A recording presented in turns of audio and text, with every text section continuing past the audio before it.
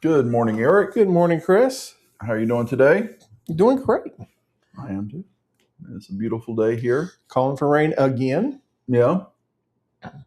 But not much during the day. It's like later and then tomorrow, right? I have no idea. I just saw it was a chance of rain today. It's like 5 or 10% throughout the day. Overcast. But it definitely looks like rain. Yeah. Yeah. Lauren was talking about going to the pool. And I think the only thing that would make that okay is because it's so muggy. Yesterday, the difference is always amazing to me. Yesterday, I go out, the air feels light, and the breeze was cool, and it was quite pleasant. And then I go out this morning, and it's heavy and damp and not so pleasant. Right. So, Sarah's headed to some sort of art exhibit that Alvis has got some of his wood turnings in. Oh, really? In Burlington right now, yeah. What do you know? Is it like a festival kind of thing, or no? It's some sort of little museum in Burlington that they've decided to showcase some of his work. Nice.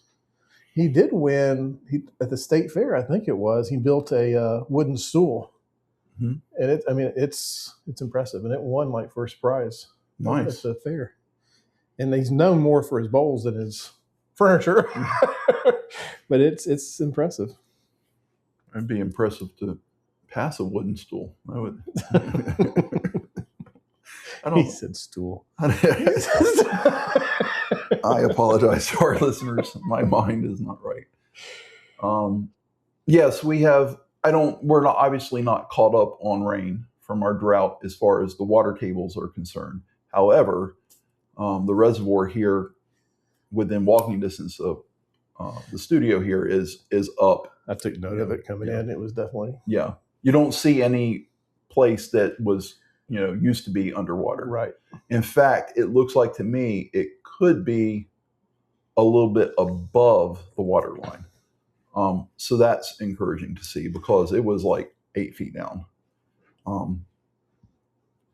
So we at least I think are catching up on our reserves as far as the reservoirs, but still won't turn down the rain that we have. Amen. Hopefully we'll get out of the drought sooner than last time. So I think it was 14 months last time it took us to catch up. So it's over a year. Yeah. So, well, we are, what is August the 1st? August 1st. It is. Yeah. Wow. So we're about halfway through, almost halfway through summer. And I was looking at my Facebook memories. Last year, on July 31st, I ran into Santa at Costco. And Christmas in July. Yeah, exactly. And I was like, oh, in 5 months, you're going to be busy. He's like, yep, I'm stocking up. I think you have something about Santa. Or no, you don't. I don't have. No.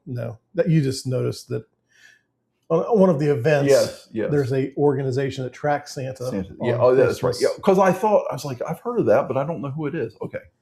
That's not their primary function. No, I know. I know. But I knew I had seen that acronym before. Anyhow. And school's got to start back, I guess. There's only, 2 or 3 weeks left of that? I think, it's coming up. School will be back in for where we are in Guilford County in North Carolina on the 19th? The 24th. The 24th. They're actually starting on a Monday. They usually start on like a Wednesday or Thursday, which always feels weird. But it's also nice because the kids have a short first week. Right. But yeah, the 24th, they're starting back. I had in my mind the 19th, but my daughter's a teacher. Maybe that's when she has to go back. Yeah. Or maybe, is she in Guilford County? Yeah. So, or maybe even earlier. Well, I mean, I know she was even in this past week for some sort of mandatory. Sure. Thing. Yeah, and they have training and this and that. Yeah. And she got back from Michigan this past week. She spent almost a week up in Michigan. Traveling everywhere. I'll tell you. Ireland, Michigan. What was she doing in Michigan? She has a friend whose parents or grandparents have a house on one of the many lakes up there. Mm-hmm. And so her and 4 or 5 of her friends went up and they spent She has friends? I've used that. Sorry, Megan. That's the second time. She has a ton of friends. Yeah, I know. But she's They went on a pontoon boat. They went inner tubing on another boat. They had a jet ski. So yeah, she had a bunch of fun. My daughter loves pigs. Mm-hmm. They had a coffee shop with pigs. Mm-hmm. I love pigs. Mm-hmm. There's I guess they also serve food at that coffee shop. And one of the pigs that had been there for quite a while was gone, and they asked where it was. And he says, "It's in the bacon." On your plate. On your plate. I don't know why, but I just, in my mind, I was going to say that like David Spade. Anyhow. Yeah, she's like, they're so smart and cute and cuddly, and I said, and delicious. And delicious. I don't know if they're not smart. I think they are. But even smart animals are dumb. Well, compared to us, of course. But for some reason, I want to say I read where they had like the intellectual capacity of a 3-year-old or something. Oh, really? So, yeah. Okay. So that's, yeah. I wouldn't say smart, but not smarter than some animals, for sure. Yeah. Yeah. Than the chicken. There you go. Well, good. Michigan. Do you know what area of Michigan? Or I did look it up. Was it the UP? It wasn't on one of the Great Lakes, and it was on the UP. And I want to say, where did I see that it was north of? It was right, kind of like upper middle UP. Okay. But I can't even think of not too far. You know about the Mackinac Bridge? Yeah. I've been on that bridge. That's it may not be anymore. At the time, it was the longest inland bridge. Mm-hmm. Yeah. I was just thinking of that because that's where they have a Kilwins here. Oh. I think that's where it started, actually. Gotcha. Kilwins. So. Yeah, when I was a teenager, I went up there with some friends, and they went to Agate Beach, which was pretty cool. It's just like a whole beach of you can break up in the rocks and there are agates in it. Mm-hmm. That was pretty neat as a kid. And then huge dunes. I've heard that. I've never witnessed it, but I've heard it's pretty impressive. I went down it, and it was hell getting up. I think there was also a place in Wisconsin, and I could be way off on that, or maybe it was Minnesota, but some other place where just these random large dunes that you wouldn't associate with outside of a coast. Yeah, that's neat. Well, good. I'm glad she's enjoying her summer. So they got back. Break. So her,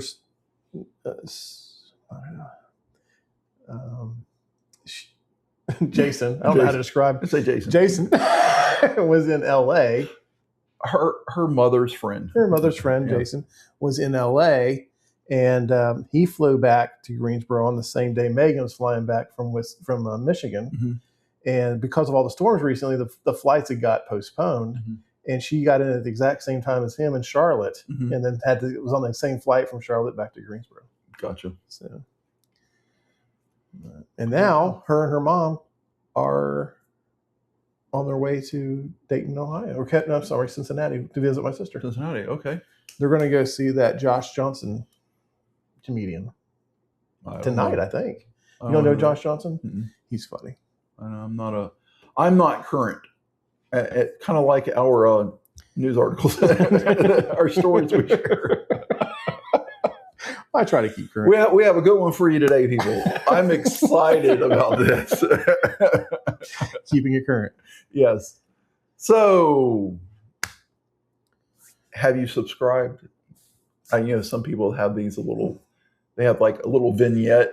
It's like some of them it is automatic. It just comes out. But some of them like record it, and they'll just use a tool to put it at the front of the video. Right. We're not that sophisticated. No, we're not. But yeah, subscribe, follow, whatever. Say, click on the link, and we don't do that either. we do have links. Oh, okay. In all the posts on Spotify and YouTube, there's links for all the socials. There's Spotify, YouTube. Okay, I stand corrected. Yeah, there's those links. There's the link for our merch. Yeah, all those links are in there. Okay. Yeah. But that whole, some people smash that subscribe button, whatever. It doesn't matter what, just if you could follow us or subscribe, it'd be great. Right. I think we're up to 7 subscribers. Oh, really? On Spotify. Wow. We were at 6 for a while. then we catapulted to 7. But in fairness, we have hundreds and hundreds and hundreds of listeners, Right. but 7 followers. So if you wouldn't mind subscribing or following, that would be great. It's a 17% increase in subscribers. It's huge. In a week.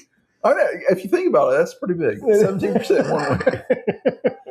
That'd be nice to have on your 401k, Yes, you know? Anyhow, yeah, we even if you don't subscribe, which it's not. We aren't going away, people. Right. We're not monetized. So and if we do, we'll come back 15 years later. Right.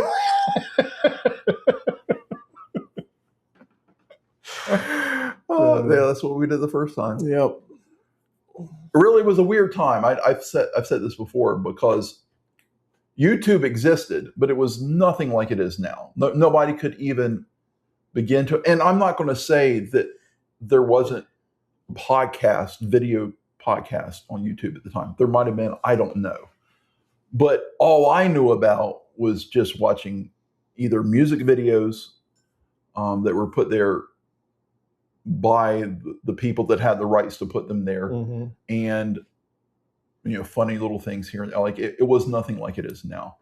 So it would have been interesting if we could have just known about that move to YouTube and had both for like 3 months. Yeah. And so that our listener base from Blog Talk Radio could have transitioned over to YouTube, then we would have been starting off with 6,000-7,000 subscribers. So, and then who knows what would have gone from there. But there's you can't. There's no way to know that what happened was going to happen. Right. So yeah, sometimes we like to take a 15-year hiatus. But we're well worth the wait. Yes, absolutely. Just kind of like our August 1st birthdays are well worth the wait because there's nobody on the list. There's very few. This is a weak birthday day. Yes, it is. There are some names you've heard of, like Granny Smith. She has great apples. No. What is she famous for? Click on her. She's an Instagram star. She's $100. She's 100 years old. Born August 1st in 1926. Known for her young and raunchy sense of humor and willingness to do comedic challenges. Okay. Well, yeah. 4.1 million followers on Instagram. Lord, she's doing something right. Yep. So,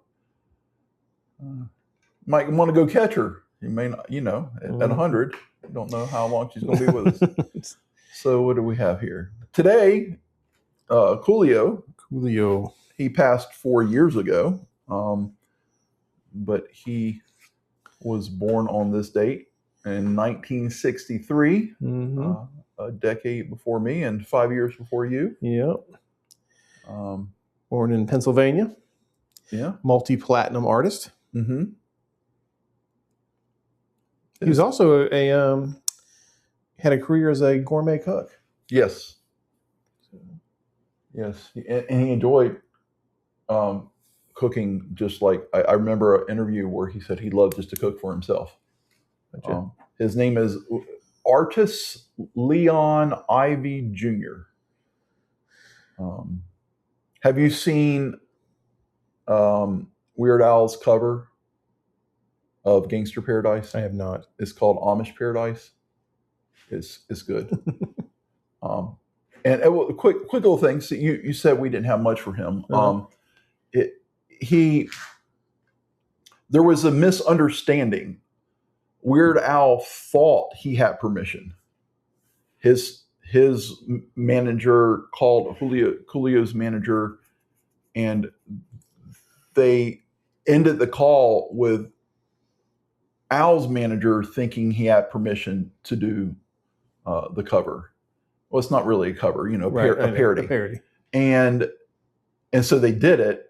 And then Coolio saw it, and he was not happy because his manager didn't even tell him about the conversation. So even if there the fact that there was a misunderstanding is kind of irrelevant, simply because he didn't even tell Coolio about it happening in the first place. He made a decision without consulting. Exactly. But then he saw it. He saw the humor. He and Al ran into each other. They talked it through, and turns out he was a big fan of the remake and the video. Yeah. Oh, I'm sorry. Yeah. It's funny. It's a funny video. Yeah. So yes, Coolio. Who else do we have? There was, I think, Jack O'Connell here. Jack O'Connell. He's click on Jack. Yeah, Jack. Yeah, he's I wouldn't say he's a huge celebrity, but I didn't actually know who he was until you dug deeper. He's he played Louis Zamperini in the movie Unbroken, which you said you had not seen. I haven't even heard of it, Eric. The book is amazing. Okay. I think you would actually really enjoy the book. What's the genre? It's World War II. Okay. True story. Uh-huh. We've talked about Louis on the show before. Oh, yeah, the Louis Zamperini. That name resonates with me. And that movie was directed by Angelina Jolie. The book was written by Laura Hildenbrand. Oh, wow. And it's, of course, I always say this, but the book is way better than the movie, but it's worth watching. Right. So, well, since you brought that up, I have a theory on that. Okay. Well, it's not that it's earth-shattering. It's just common sense, in my opinion. But how many times have you heard that? The book's better than the movie. Oh, yeah. Pretty much everybody says it. I think I have said one time that I thought the movie was better than a book, and it was just my opinion. But that's very common. Shawshank. Shawshank. Yeah, actually, because it's a novella. Right. It's very short. Right. And the movie is cinematic perfection as far as I'm concerned. I can't say. I imagine that perhaps Godfather is better than the book. I've not read the book. But the movie's so freaking amazing. Right. It'd have to be a hell of a book to be better than the movie. Right. Well, so but my theory is because, like with Lord of the Rings, Peter Jackson said they have to be like 3 hours long. There's no way around it. I mean, the books are ginormous, but even that still doesn't cover everything in the books. Right. And that's always been my theory, is that if you actually went and created a screenplay that covered every single line of a book, I think maybe it would need to be a series, not a movie, exactly. Right? I mean, they do that. You can't encapsulate that within an hour and a half, 2 hours, right. or even 3 hours. And so ultimately someone's going to be disappointed because something that, whether or not it resonates with all the people that are fans, it may just resonate with this one fan and it's not in the movie and they feel like, and then beyond that, they'll take creative licenses to change things, right, because they have to condense. Right. Mm-hmm. They may combine 3 parts of the book into one scene. Right. Mm-hmm. So it's not, right, chronologically correct or slightly different. So. Right. Yeah. Well, I mean, Queen Catherine. I didn't have this one on mine. Yep. She was the last queen consort of the House of Tudor. Have you seen that series? I have not. Yeah. I think you've mentioned it, but I have not watched it. Yeah. The last wife of Henry VIII. Yep. And they were married for 4 years.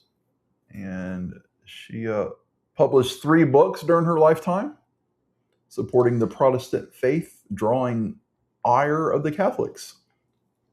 She was the most married English queen, with a total of 4 different husbands. Wow. She got around. Yes, she did. Or the husbands didn't last long. Well, I mean, because back then you really couldn't divorce, right? So that means the husbands died. Yeah, Henry VIII, they were only married 4 years because he died 4 years after they got married. Mm-hmm. So yeah, probably it was. She must be tough to live with. Right. I'm sorry, that's terrible. She was named after Catherine of Aragon. How about that? So, yeah. Who else do we have today here? More people that you've never heard of in your entire life. Oh, I know him. Click on that. Yeah, I know him, but yeah. So we do have John Carroll Lynch. I still recognize him. I can't think of what I have seen him in, but I've seen him in quite a bit of things. He's a cross-dresser on the Drew Carey Show. I did not see that. I think maybe he's in a bunch of Law and Orders or something.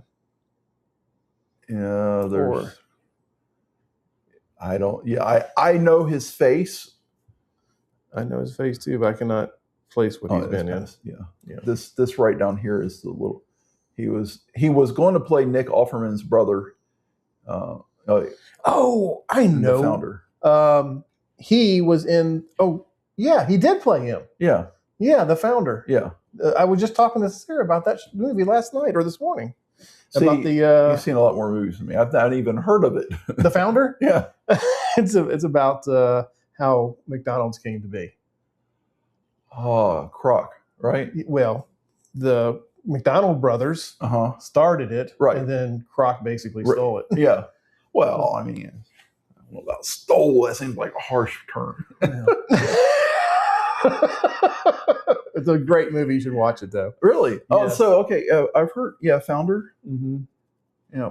And that's probably their chicken nuggets were actually chicken. I don't know. I think back then. Back then they didn't even have chicken nuggets. I'm talking about when they first came up with chicken. Yeah, gotcha. It's hamburgers, shakes, Cokes, and fries. I think was all they had on their menu. Right. So, do you like McDonald's? And Kroc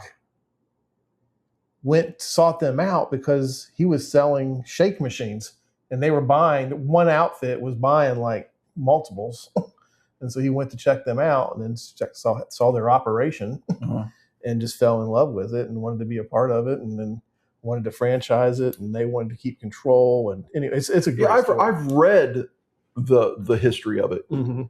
I don't recall it all, but I've read it. So that would be an interesting movie. It really is. McDonald's is. There's only a handful of brands that are truly known worldwide.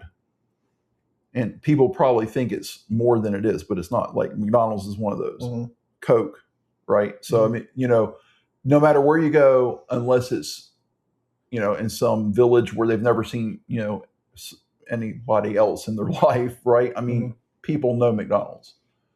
So that's interesting. Michael Keaton plays Ray Kroc. He's so good. He's a good actor. He's amazing. Actor. He really is. Good actor. We were talking about, I saw a reel on YouTube just this morning, and I showed it to Sarah because she loves Chick-fil-A. Mm-hmm. And they were talking about how Chick-fil-A, I don't know, was it 10, 15 years ago? Maybe a little bit longer than that. They were really growing. Mm-hmm. And McDonald's and KFC were keeping an eye on them, thinking we need to do something. They're a privately owned company then. Maybe we should buy them out, blah, blah, blah, blah. And then Chick-fil-A's owner and management wanted to, they decided to take fast food to become more hospitality type minded, to offer great customer service, safe place for people to come. And because what happened was I went to Burger King yesterday. It's my favorite hamburger other than Freddy's, if you count that as fast food. Right. And there's one on West Market Street. And when I'm just trying to get in and out because I'm, I had to get to a showing in other side of town, over off East Lee Street. So I had to get in and out. And this is notorious for this location. I pull in 2 cars in front of me. What they do is they take 5 minutes to even take the person's order. You can tell they aren't talking. So they're waiting to take the person's order. They pull up, they pay, they give them their food. Then they take the next person's order. And so I'm sitting there for 15 minutes with just 2 people in front of me. I had to leave. I couldn't even get so frustrated because that wasn't a one-off. I called and asked to speak to the owner. And she said, well, he's not here and I can't give out his number. And I said, I can't speak to the manager. And she says, I'm the manager. And I said, look, this is not a reflection on you. I'm sure it's a staffing issue. I said, but every time I come here, it takes 15 minutes. I don't have that much time to spend. I said, whatever. I said, and she says, well, it's a staffing issue. She says, and I said, see, and that's not on you. That's on the owner. She says, well, it's more a reflection of the people that we're hiring. They don't want to work. They don't care. They don't care, and they don't want to work. We had a long conversation. She was really great. And again, I didn't blame her. and I was just calling a friend. I know it's not going to change anything, but they've lost my business at least 3 times because that's not how you do fast food. You don't. Yeah. Chick-fil-A has that. They have that. They are almost overstaffed. Right. And they almost have too many people. I mean, they're super friendly, and they're open 1 day less a year, and they're far more profitable. Right. Right. So, yeah, you can go. I remember one time, the very first, the Chick-fil-A there on Wendover, right there at 40, which is through no fault of their own, just because they grew and become so popular. There's not adequate parking. Right. It's so hard to get in and out. I remember going there one day. The line was wrapped from the window all the way around and past the window again. And I was the 6th car past the window of it wrapped around. And I thought, this is going to take forever. Now, did it take a long time? Yes. But I remember this. I timed it. I actually turned the timer on my phone and then hit stop when they handed me my food. It was under 20 minutes. It was like 18 minutes and 36 seconds or whatever it was. It was somewhere between 18 and 19 minutes with that much craziness. I don't know how they do it, but they just make it work. Yeah. And they've got the new thing now is that whole, instead of a drive-through window, it's a drive-through double door. And you just go park under like a pull through where in case it's raining or whatever, and they just bring the food out the door to you. And sometimes they have 2 and 3 runners bringing food out. Absolutely. That's what I told Sarah. I said, you got where the people taking your money, there's 3 people there putting together drinks, blah, blah, blah. There's people outside the window taking food and delivering it to people. Right. You got people taking orders, not waiting for people to get. I mean, it's a smooth operation. It really is. And someone else has got a good handle on that. It's Costco. You can go to Costco. Lauren and I went. It was the Saturday of a holiday weekend. I think it was Easter, but it may have, I know it was coming up on summer. It was either Easter or Memorial Day weekend. And the line to get up to where you can get in line was all the way back to the milk section, which is at the back of the store. And we were out in less than 30 minutes. Blew my mind because, I mean, there was hundreds of people in line total.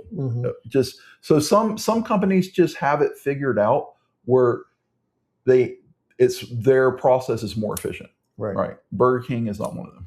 Whataburger opened up recently right over there near that. Yeah, the old, it was Steak and Shake. Yeah. It's the old Steak and Shake location, I believe. Yeah. I think so. Yeah. And I wanted to try it out, but it was so busy, and they purposely made it. I mean, it was 24/7. It was crazy. No time you went, it was crazy. Right. So I thought there must be something to this. Not as bad now, but I did try it. It's not as good as Freddy's. To me, it's nowhere near as good as Freddy's. Right. And also, I noticed yesterday because I'm rarely on High Point Road. There's one on High Point Road too. I saw that. We're to Whataburger Town. Yeah. Oh yeah. And the Whataburger from Texas, not the Whataburger that used to be here. Yeah. Oh, and those burgers were great. Yeah. Oh yeah, yeah. So, I have not eaten at a Whataburger since 1991, and I was in Carrollton, Texas. That's the last time I ate at one. We used to have a hole-in-wall Whataburger. Yes. Over off Church Street, but it was Church or Yanceyville, I can't remember, but Yanceyville. Yeah. But I think there was a few scattered throughout the state here and there. There's some smaller towns also. Yeah.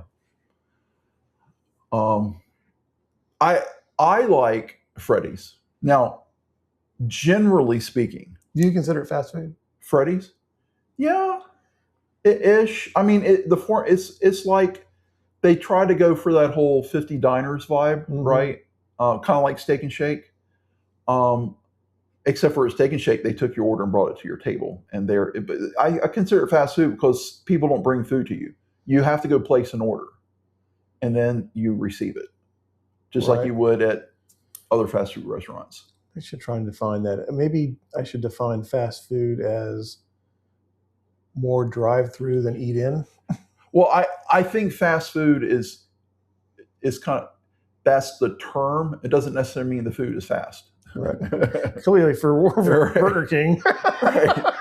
But I like generally speaking, thick, juicy, medium rare. Like I want it pink on the red side, and that's not Freddy's. Right. But the Maillard you reaction. Do that with a when you do a smash burger, that lacy Maillard reaction you get is just phenomenal. I love Freddy's. And their fries. Oh my goodness. Make me want to slap Sarah somebody. loves their chocolate ice cream or whatever you call that stuff. Yeah, Sarah, you can go ahead and put your fingers in your ear right now. I said something about their custard, and she's like, no, it's ice cream. Remember this? Right. And I was like, it's literally in the name of the restaurant. She's like, no, it's not. I'm like, it's called Freddy's Steak Burgers and Frozen Custard. That's the literal name of the restaurant. And then I texted her a picture of the cup, and she's like, oh. Yeah, I think everything about Freddy's is great. I really do. Yeah. Okay, do we have another? Let me go ahead. I only have one more person of notoriety on my list. We have two. Well, I want to say that one for last. I'm talking about this one. Oh, okay, that's good. So, yeah, you got two then of notoriety. So you got Jerry Garcia. Mm-hmm. He did pass away in '95 at the age of he would have been only 53. Of the Grateful Dead. Yeah, lead singer of the Grateful Dead. Also a painter. Yes. Yeah. From San Francisco. Mm-hmm. He lost 2/3 of his right middle finger. Brother cut it off when they were chopping wood. Yep. So they had a conflict with their original name. They wanted to call. Speaking of the Grateful Dead, they originally going to call themselves the Warlocks, but another band had that. There was a copyright issue. Yep. Mm-hmm. So they found the name in a Funk and Wagnall's dictionary, and that's how they came up with Grateful Dead. Gotcha. Yeah, that's all I got. Oh, there's a cockroach named after him. After Jerry Garcia. Really? Yep. There was a Deadhead fan who was whatever a person who studies cockroaches is. And he discovered a new one, and a taxonomist discovered a new cockroach and named it the Cryptoceras garciae. Okay. Garcia. And there's also an asteroid named after him. Okay. I don't know the name of it. Well, this is someone who is a son of a famous person. Okay. Donnie Harrison, George Harrison's son. Today is his birthday. I did not have him on my list. Yep. Has he done anything noteworthy to make him celebrity worthy? He was active in tributes, but stayed mostly on his own path. He released one solo album. That's it. He organized a band named the New Note Number 2. Yep. So, yep. Okay. He's that's his birthday today, and then we'll see the other one. Now, Eric is really going to go back for you on this one, on several, but he's got some good ones. I've got, in trying to keep it current, Claudius from 10 BC. That's before Christ. 2036 years ago. Yeah, 2036 years ago. It's fourth Roman emperor. He was unlikely a ruler. As a kid, he walked with a limp and he stuttered, so his family kind of ignored him. Mm-hmm. When who was it? His let me see here. His nephew was Caligula, who was a very debaucherous, horrible person. Yes, debaucherous. When he was assassinated, they found Claudius hiding behind a curtain. Mm-hmm. Anyway, he became the new emperor. He traveled to Britannia and claimed that region with that successful campaign. Mm-hmm. He built both infrastructure, like fresh aqueducts and that kind of stuff. And he wrote like 28 books or something like that. Okay. All in Greek. Okay. And his fourth and final wife was his niece Agrippina, who allegedly poisoned him with a tainted mushroom. And she was doing that to secure her secure the throne for her son Nero. That's the love mushroom. That's the love mushroom. Tainted love. Anyway, so Claudius. And then we've got John Baptiste Lamarck. Okay. He basically invented biology in 1802. 1802. At least the term biology. Okay. Described it as a study of living things. He also created the word invertebrate. Oh, okay. So as a way of categorizing things. So anyway, that's only 282 years ago. Here's a good one. Okay. There's somebody you have heard of. Okay. William Clark from the William and Lewis Clark. Lewis and Clark. Yep. Mm-hmm. He was the master cartographer of that mission. Oh. Okay. And the remarkably accurate maps of the uncharted West he created, which was a blueprint for all the people who traveled west afterwards. He became very close with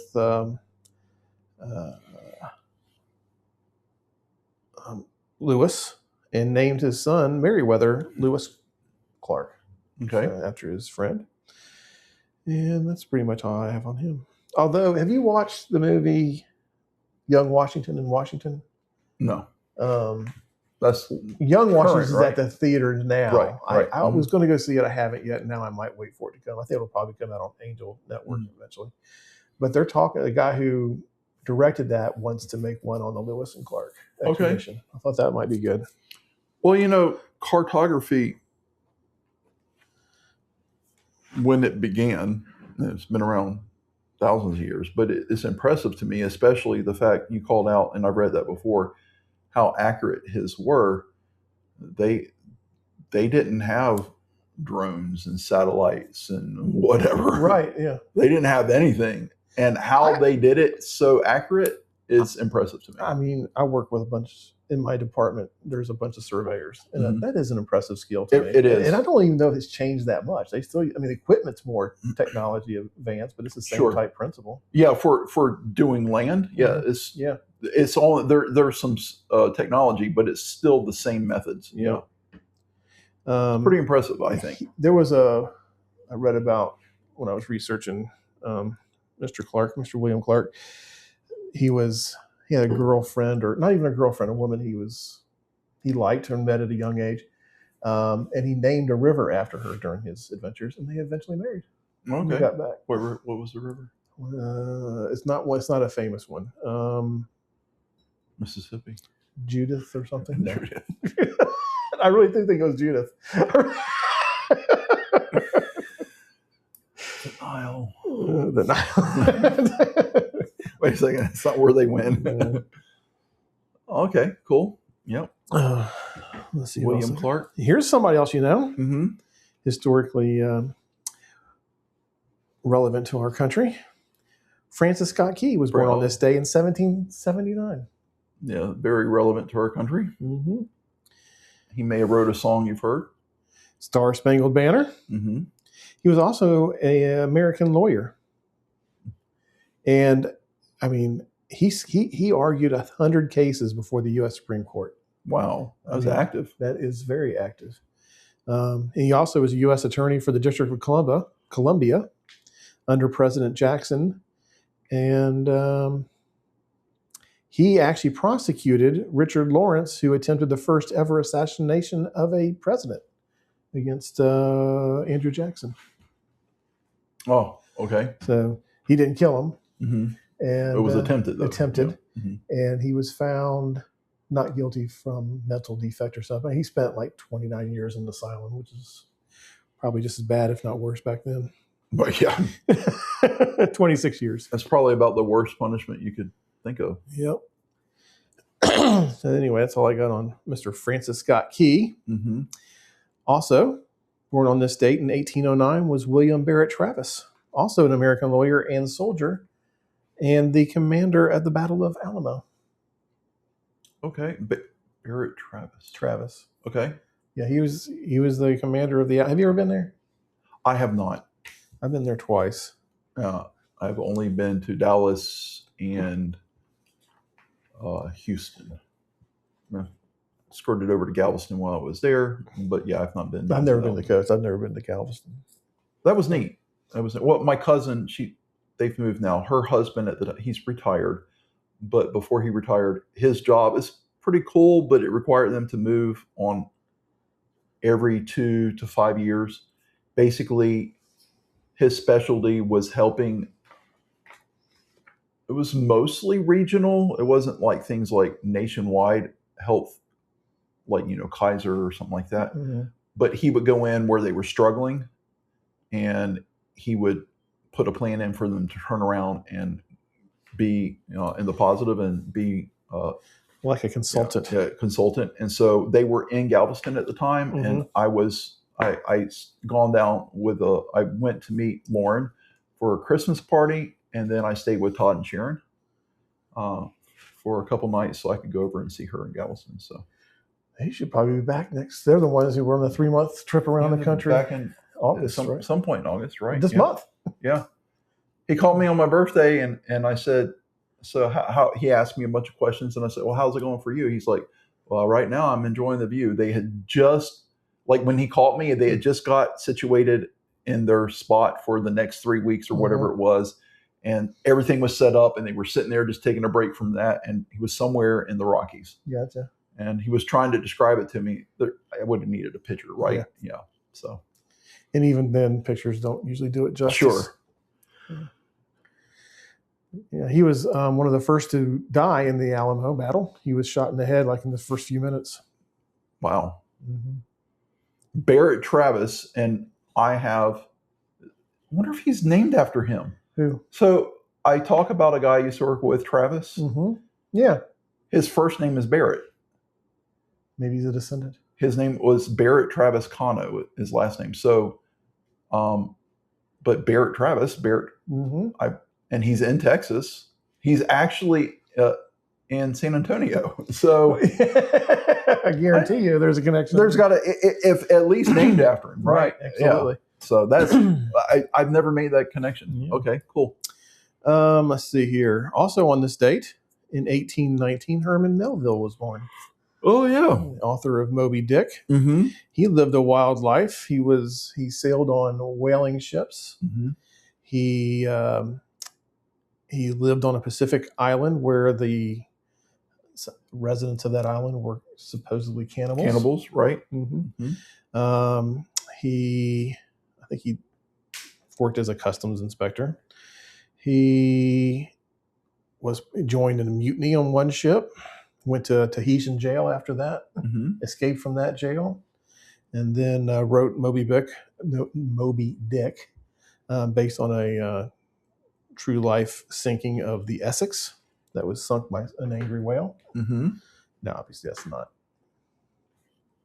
The story's not right. But anyway, sure. Yeah. But it didn't sell very well when he was alive. He died fairly well broke and didn't know that he was. It didn't become a success until after he died. So, I could go for a Tahitian jail right now. If you're going to go to jail, that's probably the best place to go. For about 2 months. There you go. And preferably in one of those little huts over the water. Just keep me locked there. So. On this date in 1843, Robert Todd Lincoln was born. Oh, yes. He was obviously the son of President Abraham Lincoln. He was a politician, a lawyer, captain in the Union Army, businessman. I got a trivia question about Lincoln later. Okay. Darn it. Anyway, I shouldn't have said that. Well, is the answer? Well, don't read it. Leave it out. He was present or nearby when 3 U.S. presidents were killed. That's suspicious. His father, Abraham Lincoln at Ford's Theater, James A. Garfield, and William McKinley. Because of that, he declined to be present at any of those functions anymore because it always ended up badly. Yeah, I'd say so.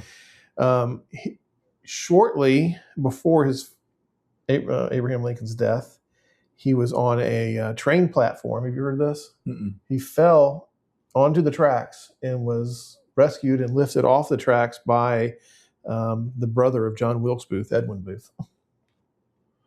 That is bizarre. There's got to be some kind of, I don't know. That's bizarre. Cosmic connection. Yeah, there's got to be. Wow. He was captain in the Union Army. He was on the personal staff of General Ulysses S. Grant, and he was present to witness Robert E. Lee's surrender at Appomattox. And he served as a U.S. Secretary of War under Garfield and Chester A. Arthur. So that's a full life. Yeah, yes, I mean, you mentioned somebody who was a son of Ringo Starr. No, Harrison. Yeah, Harrison. George Harrison. George Harrison. Here's somebody who's done something very accomplished. Yeah. And absolutely. Yeah. Let's see who else I got. Dom DeLuise. I'm surprised that wasn't on. I mean, I know. He's fairly current. He was born in 1933. He'd be 93 if he. Is he still alive? I don't know. I'm gonna have to look. We'll have to look that up. He might be. Actor, comic, director, cookbook writer. He's a celebrated chef. He's been in a lot of Mel Brooks movies and Burt Reynolds movies. He was in Blazing Saddles, Spaceballs, Robin Hood Men with Tights, and of course the Burt Reynolds movies like the Cannonball Run and Smokey and the Bandit. He passed in 2009. I see that now. I didn't have the date that he died. Usually they put the date, like a range, so you can see the date of death, but they didn't have that on here. So I questioned it. It says here he died in his sleep of complications of cancer. We've already talked about Mr. Garcia. I won't even. Sam Mendes, he's a director. You were going to skip him, but I think he's got. Well, he was the director of American Beauty and Skyfall, and Skyfall was a huge movie, probably worth 007 movie. American One of my favorite is good. Yep. Yeah, it's worth mentioning. And then that brings us to your last one. Oh yeah, I don't know how to pronounce his last name. Jason Momoa. Yeah. So that's my wife's celebrity crush. Really? Yeah. Look at him. I mean, there's clearly she has a type. We're so similar. I mean, we're practically twins. I'm so confused as to how people find him. What are you trying to say? I don't. We're practically twins. I don't think he is a good-looking guy. It's so weird to me. She said she's not. She says I'm not. I hope he's not listening. It turned out she doesn't find his sense of fashion very manly. Oh, it's not. Yeah. I don't know. He's just. But she says he played. We were talking about Game of Thrones, the movie. He was in that, and I think that may have been where he got his big start. I don't remember anything before that. And he played. He was in Conan the Barbarian in 202011. I think did that predate, or was that after? I think Game of Thrones predated Game of Thrones. Did it? Okay. I could be wrong, but yeah, you're probably right. Yeah, 2015. Okay. So, yeah. Well, I don't remember watching Conan the Barbarian. I did watch. It was a remake. Like, remember, Arnold was the first, right? And I think it was a remake. Yeah. Well, there's a character in the Game of Thrones called Khal Drogo. Sarah found him very. That's who that's who her crush is with. It's more the character than the person. Drogo. So, gotcha. But yeah, and you're speaking of the movie, where the Barbarian movie. He told his friend that he needed a broken nose to be more authentic. And his friend punched him in the face and broke his nose. That's what friends are for. Yeah. Well, Jim Carrey chipped his tooth for Dumb and Dumber. Oh, did he? Well, he had a dentist do it, so that in the movie people didn't know if it was real or not. That's real. Like, he did that on purpose, right, for that movie. So, I mean, was it Walter Brennan from last week who had all his teeth removed? Right. So you do what you got to do. If you want to be a successful actor, you got to pull all her teeth out. Some sacrifices you got to make. There's Jason Momoa also has a scar above his eye, just like me, because again, we're practically twins, from an incident where a man hit him in the face with a broken beer glass. Okay. Very similar to how I got mine. All right. I always assumed Yes. that was from an eyebrow piercing. Because a lot of times when I see that on it, it's usually because they had an eyebrow piercing. And so that was my assumption. And now I found out it's because he got beat over the head with a beer bottle. 140 stitches. 140 stitches. When I had mine, gracious. When I had mine, my eye stitched up.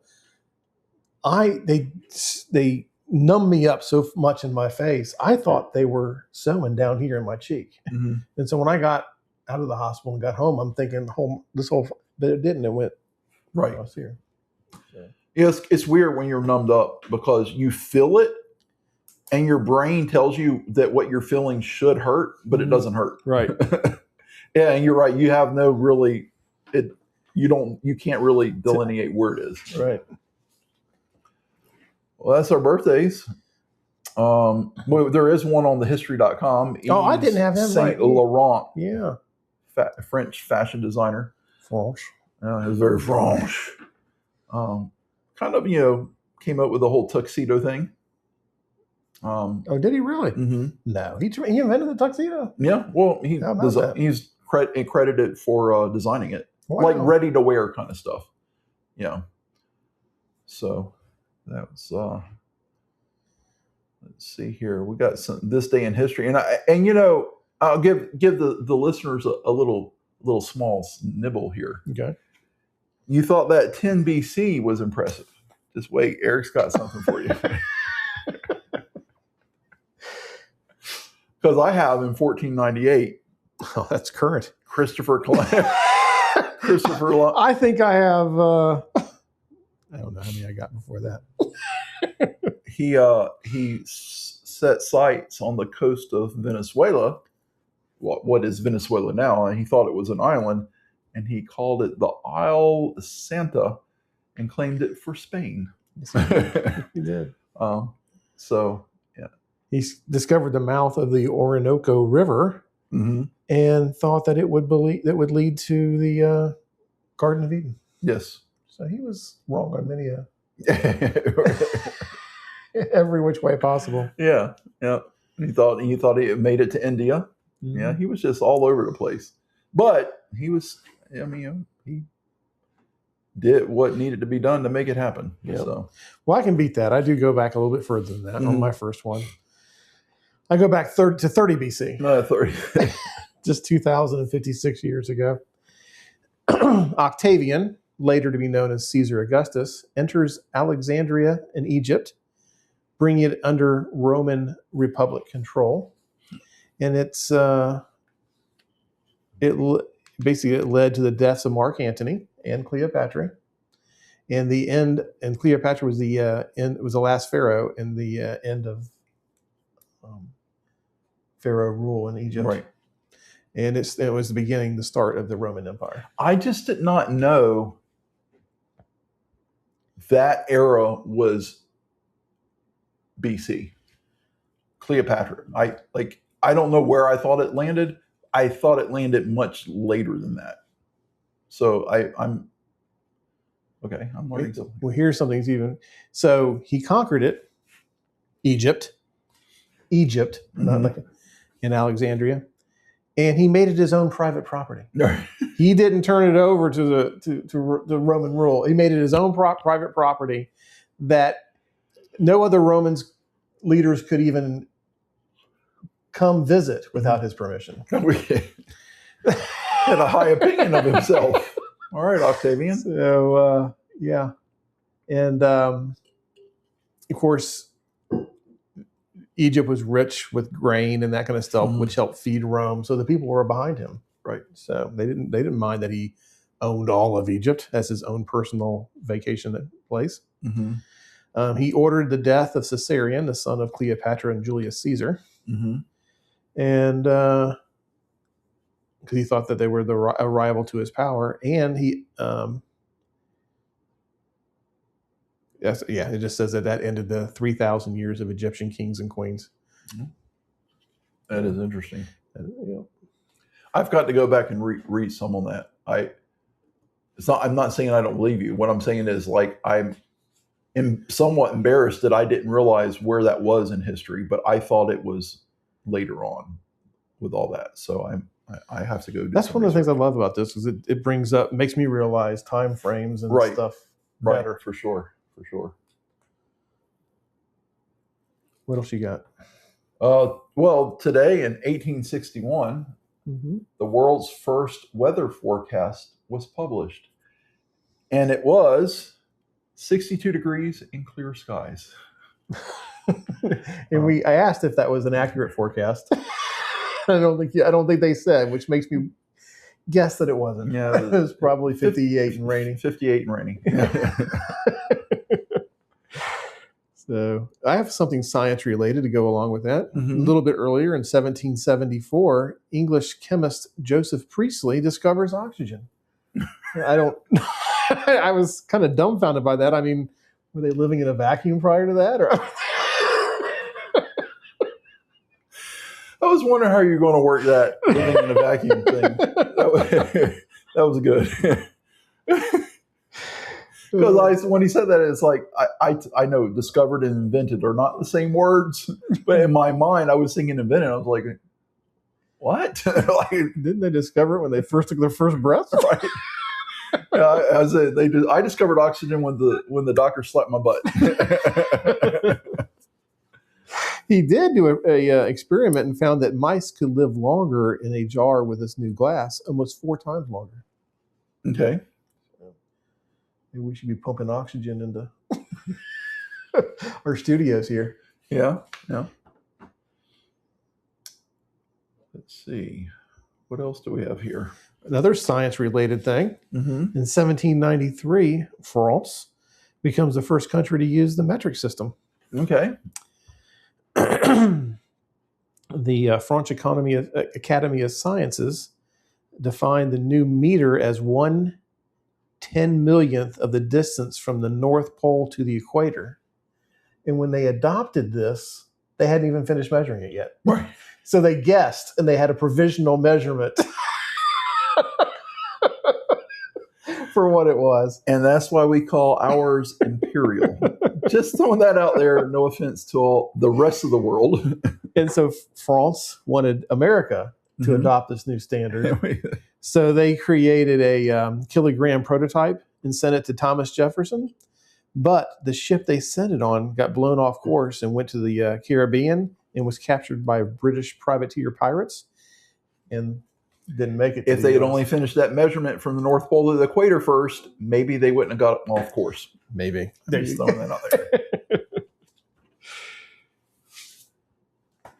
All right. What else you got? I'm out of my science related. Well, the Caroline Herschel becomes the first woman credited with discovering a comet. That's science related. No, we are still on science. Yeah. Which one did she discover? She was the sister of William Herschel, who discovered Uranus. I had an Uncle Herschel. Yeah. I wonder if they're related. Her brother discovered Uranus. Let's see.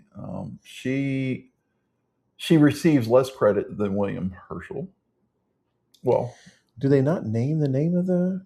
Maybe they didn't get the chance. Maybe they couldn't name them back then. I don't see a name of the. And when I read this earlier, I didn't. I'm sure it's out. It's got to be out there anyhow. Uncle Herschel was my mother's brother. Okay. He was a preemie. Mm-hmm. And when they brought him home, they put him in a shoebox covered with, what's that kind of cloth? Burlap? Cheesecloth over top of it, and set him by the wood fireplace stove. Yeah. And that keeps him warm. Yeah. Mm-hmm. And he survived. Okay. It was a different time back then. It was. Herschel. Uncle Herschel. He's passed before by the time I came around. Well, you didn't know him. Didn't know him. On this date in 1876, Colorado becomes the 38th state of the Union. And it's considered the centennial state because it's exactly 100 years after the signing of the Declaration of Independence. Okay. 38th. 38th. Okay. When did we get to 50? Who was the 50th? Was it Hawaii? Yeah. Who was our 50th state? What is the U.S. 50th state? Let me guess Hawaii.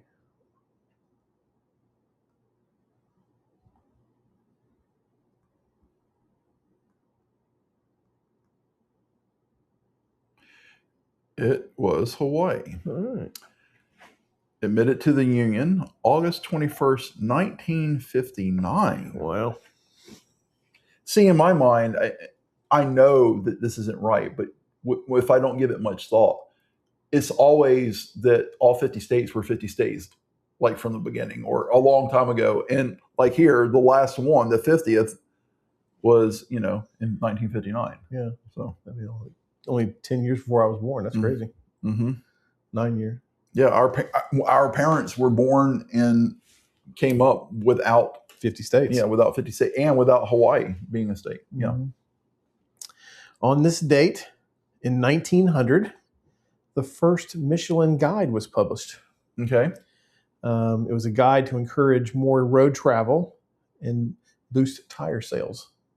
Okay. So they promoted like hotels and restaurants and areas of attraction, trying to get people to visit and drive more to these places. It did not feature stars in 1900 other restaurants. Okay. That didn't happen until 1926. Mm-hmm. Okay. How many, this is, I guess, a little trivia early, how many how many Michelin rated restaurants are there in the U.S.? Michelin rated. 238. You're very close, 276. Okay. Only 16 of them are 3-star. Right. And the rest are above. There are 36 2-star. Oh, okay. And then the rest are 215 are 1-star. Okay. I didn't think there was any Michelin star rated restaurants in North Carolina. I know at least one. There is one. What's the name of it? Hold on. Okay. I can tell you where it is. Okay. Pittsboro-ish. It says Charlotte. Oh. No, there's. Okay, so Charlotte. It's called Counter. Oh, okay. So there is a restaurant between Chapel Hill and Pittsboro. The name is escaping me right now. Go ahead. Give your little. Well, I was just going to say, the reason I didn't think there was any is there's a local restaurant that I love that you've been to. I did my wedding reception there at Chez Jeunesse. Mm-hmm. And the owner of that establishment, I was on their website not long ago, and she strives to make that a Michelin star rated restaurant. That's one of her goals. And I thought she had said then the first Michelin star rated restaurant in North Carolina. Okay, it is Counter, and the one that I'm thinking of is not Michelin rated. It's the only 5-star rated restaurant. Gotcha. In North Carolina, or at least what's the name of it? I can't remember. Gotcha. It's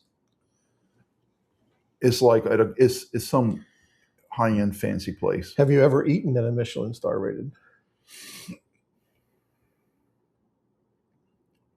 Not that I recall.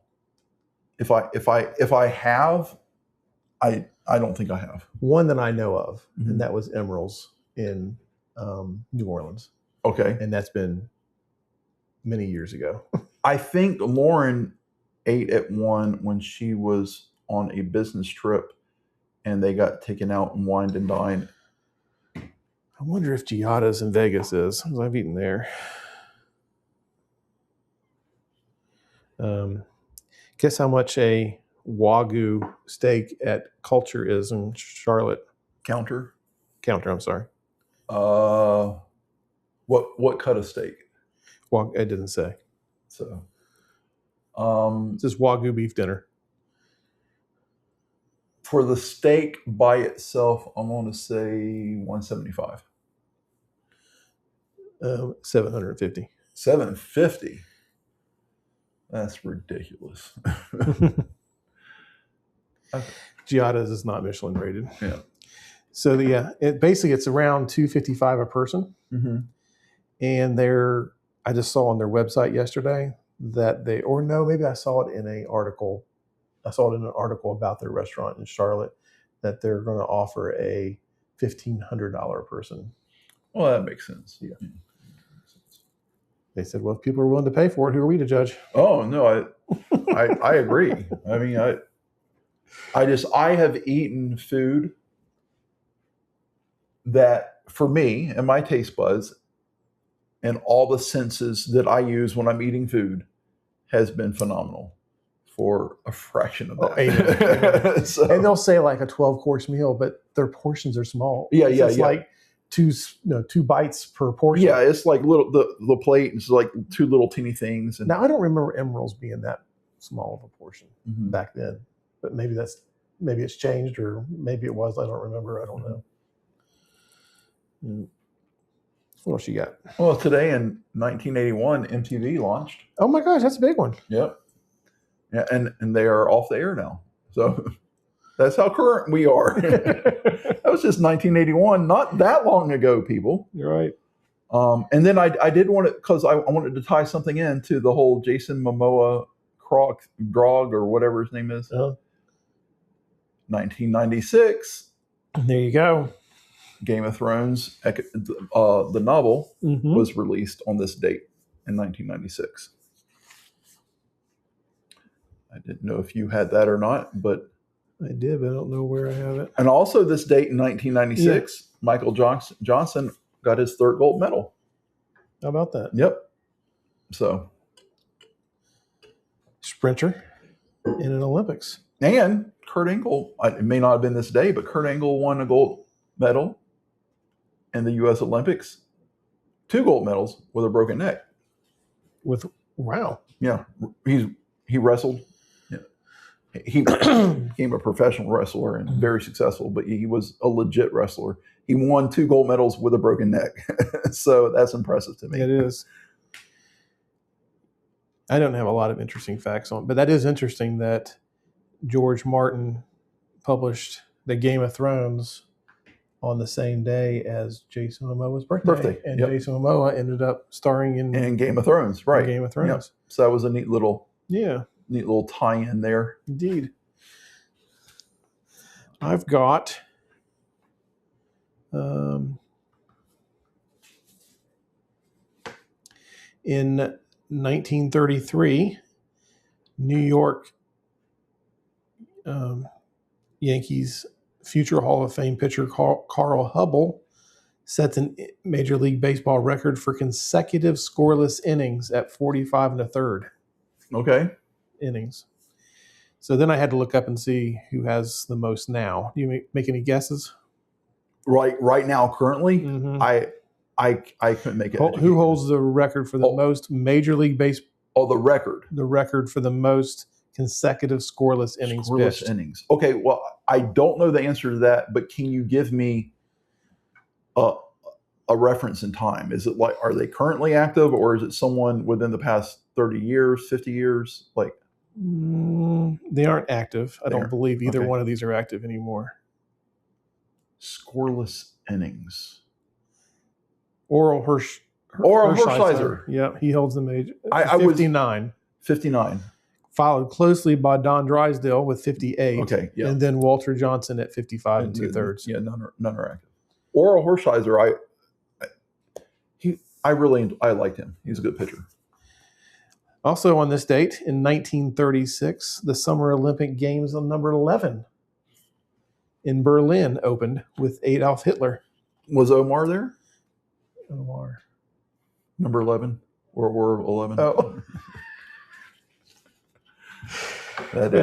Now, this is interesting about that Olympic Games. It was the invention of the modern torch relay. Okay. So they hadn't done that prior to this. Mm-hmm. And over 3,000 runners carried the flame across classic European landmarks before it arrived in Berlin. Okay. Also during that Summer Olympic Games, Jesse Owens, Ohio State graduate, he won 4 gold medals, which is great because they were running against a superior race, right? So and he kind of showed them all up, right? And then there was some Japanese pole vaulters. They were, I want to say they were brothers. That comment he made was tongue in cheek, in case you didn't pick it up, Right? Because you didn't say it with. I'm sorry. Yeah, you said it like as a factual thing. No, I just love that he did it right in front of. Oh yeah, in front of Adolf. Oh, that's beautiful. That's beautiful. Japanese pole vaulters. I guess they weren't brothers, and I'm not going to try and pronounce their names. They were tied for second place, and they refused to jump against each other. So the officials awarded silver to one of them and bronze to the other using a count back method. And so when they got back to Japan, they had the medals cut in half and then fused together. So they each got half bronze and half silver medals. Okay. Which is pretty cool. Yeah. So I like it. That's all I got about those Summer Olympic Games. Obviously, there have been a lot of big, notable names in track and field. But when I think of track and field, the way my brain, I automatically think Jesse Owens. Yeah, I just do. And then number 2, and I can't remember his name right now. I'm embarrassed.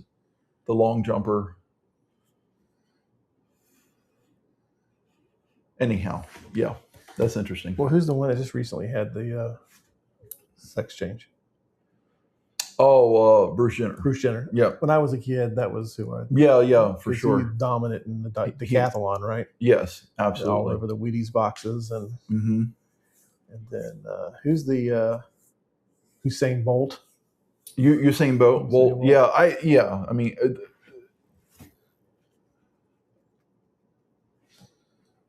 The fact that I will always remember the respect he showed to the U.S. I don't care what anybody says.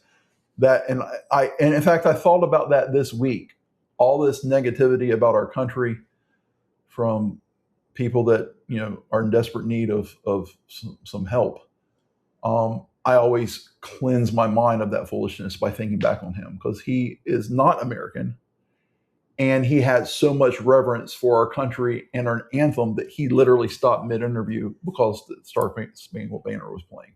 And that gave me that was just like that really struck me. I thought I was impressed by that. Yeah.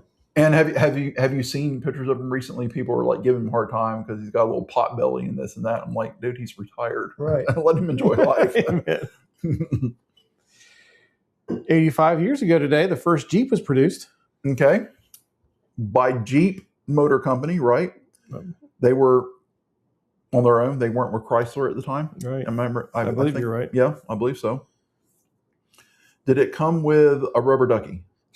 No, but okay. If you find one, you got to give them one. Right, exactly. Because I don't travel with them. Sold for $738.74 per vehicle. Wow. Yeah. And it had 60 horsepower. Okay. So, and of course, they turned out a ton of them during the wartime. I'm sure. Absolutely. Also on this date in 1944 was Anne Frank's last diary entry.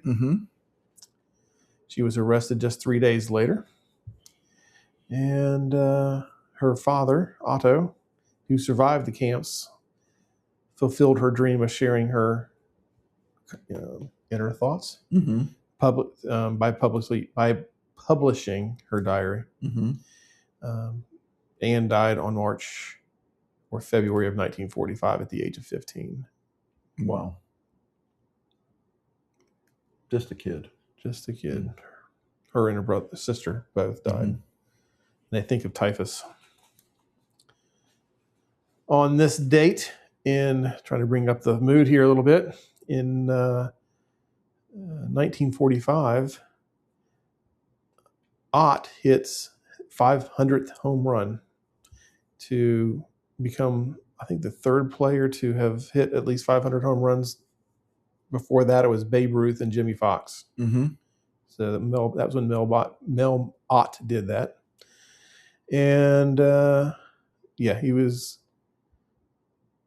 joins Babe Ruth and Jimmy Fox as only players to reach that milestone. Okay. At the time, Right. Who owns the record? Who has the record now for the most home runs? Most home runs? Yeah. Ever? Tell me how many home runs it is. 762. Bonds. Yep. Then Hank Aaron at 755. Right. Then Babe Ruth at 714. Albert Pujols at 703. A-Rod at 696. Willie Mays at 660. And Ken Griffey Jr. at 630. Yeah, I knew Jr. was on the list. Jim Thome at 612. Sammy Sosa at 609. And Frank Robinson at 586. Is the current. I like Frank Robinson. Yeah. I don't know, something about when they show him and he's usually got one arm up and he's always spitting something out of his mouth, but he always seems, he may not be, he may be an unpleasant person, but he seems like he'd be a cool manager. What else you got for this day? That was it. Oh, there was other stuff, but it was some of my stuff. There was some heavy stuff, but so I went over it. Like Anne Frank's last entry, right? It's uplifting. 1957, U.S. and Canada create NORAD, the North American Aerospace Defense Command. Mm-hmm. And I thought you said that's the one you mentioned. Yeah, the track Santa yeah. on Christmas Eve. Was it New Year's Eve? Yep. On Christmas Eve. Yep. Track Santa. Maybe they do on Christmas Eve. So I said earlier that I know personally.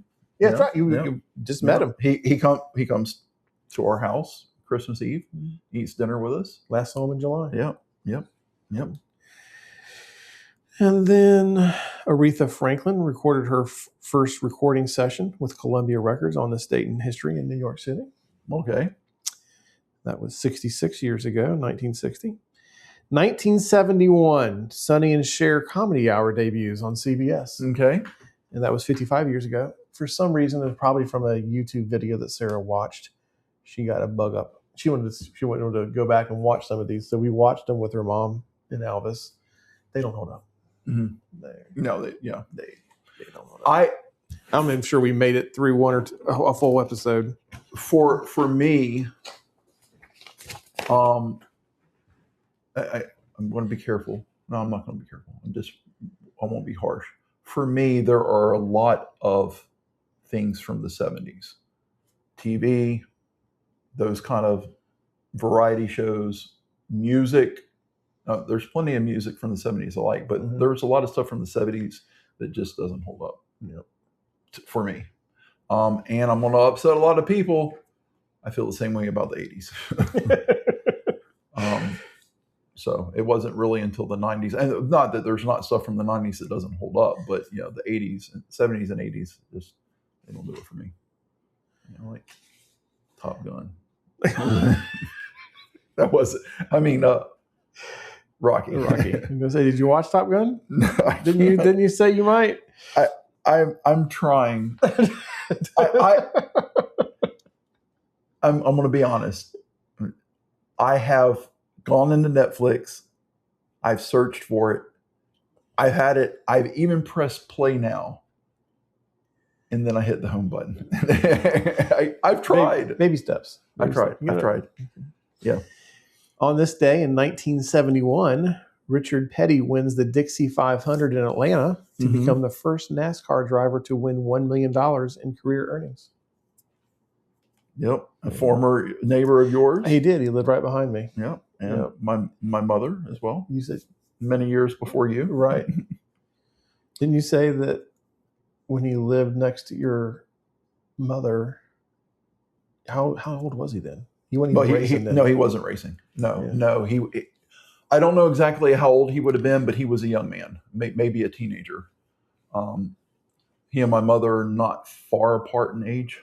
And then, so true story, we were up here visiting before we had moved here to North Carolina. And I wanted to go to the Richard Petty Museum, which is here in Level Cross. Right. Close to, he lived right next to it. So Right. that was right behind my first house. Right. So the way the crow flies is really close. To drive there is still close. And we went there, and the museum closed. I don't know if it may still do this. I don't know. But it closed for lunch. And so we went, the door was locked, and I was like, what? And then his father, Lee, hollered for us to come over. And when he saw my aunt, he knew her by name and started a conversation with her. He called us back. He goes, if you really want to see it, that's fine. He's like, they're closed. They'll be back in about 45 minutes, whatever it was. He's like, just come here and hang out with us if you have time. So we went there, and he had his wife. I'm not remembering her name right now, but Mrs. Petty went in and she got us some tea and some crackers and things like that. And we sat there on their back porch, patio area, and just hung out with them until. Was Kyle there? No. While we waited for it to reopen, and then we went through the museum. So you should have told Kyle that story when we met him. Well, yeah. In Petty secured 21 victories out of 48 starts in that 1971 that's season. crazy. Isn't that crazy? I get so frustrated. There's these GOAT debates all over. And I get so frustrated with people that not only, I don't care if you don't think he's the GOAT. I'm fine with that. But what I do care about is people that downplay it, like, oh, he wasn't really that good, or, oh, well, back then X, Y, and Z happened. The stats on him are like untouchable. Like, he was the GOAT. Yeah, he's amazing. I mean, I do think it's more competitive now. Of course, yeah. It was. I'm not saying it wasn't competitive. They were bumping and grinding back then. Amen. Different kind of racing and different kind of cars and. Right, for sure. Yeah, he was driving the Plymouth Roadrunner. Plymouth Roadrunner. Yep. Mm-hmm. Yeah, that was before he switched over to the 40. They may have had 43, but the one. That's right. That's when they switched over. That's when before he switched to STP. STP, yeah. Yep. In the race, the Dixie 500, he edged out Bobby Allison for the win on that. Bobby. Yep. Didn't he die in a car crash, Bobby?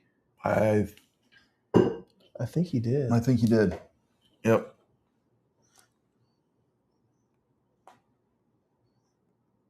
We're fact checking ourselves. We don't want to give any false information on this show. Yeah, he died in 2024.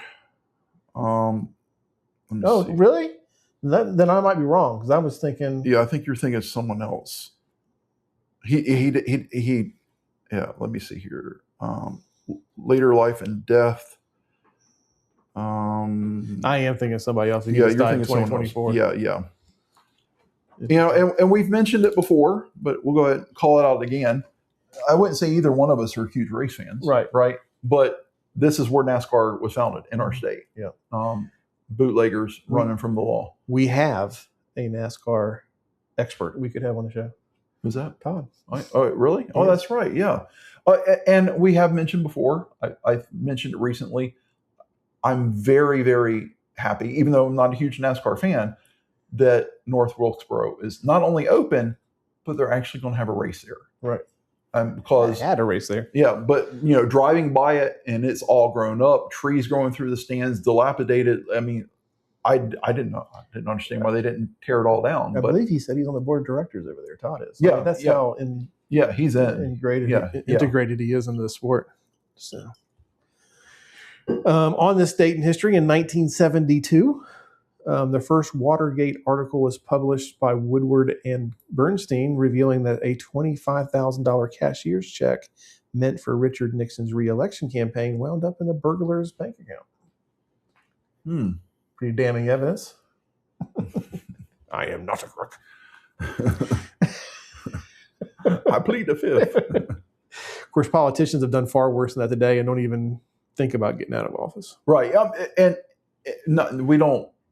We don't get into politics here. We don't get into politics, and we don't want to pretend like what he did was okay. Right. It wasn't. But, yeah, I mean, it's a valid point. There are people. Terrible. Every president since him, I'm sure, has done things worse than that, caught or not. Right. So. I don't know. Let's see. Here's something interesting, sports related. 1977, San Francisco Giants first baseman Willie McCovey hits a National League record 18th Major League Baseball grand slam. Wow. In one season? No. Oh, it's a total. Like not one season. You can't do that I don't think you can do that in a season. He was one of the baseball's most feared sluggers, placing him just behind Lou Gehrig and let's see.